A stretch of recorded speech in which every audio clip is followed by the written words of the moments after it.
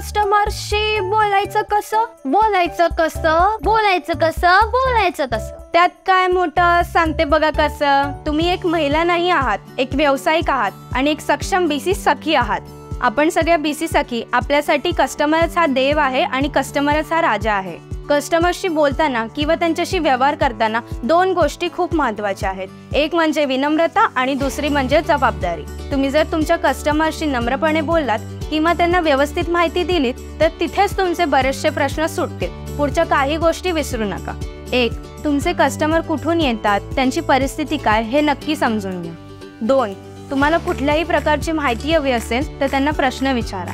3 आणि सगळ्यात महत्त्वाचं म्हणजे कस्टमरशी बोलताना भाषा शुद्ध वापरा, मुद्देसूद बोला, विचारपूर्वक त्यांच्या प्रश्नांची उत्तरे द्या, मन शांत ठेवा आणि संयमाने व्यवहार करा.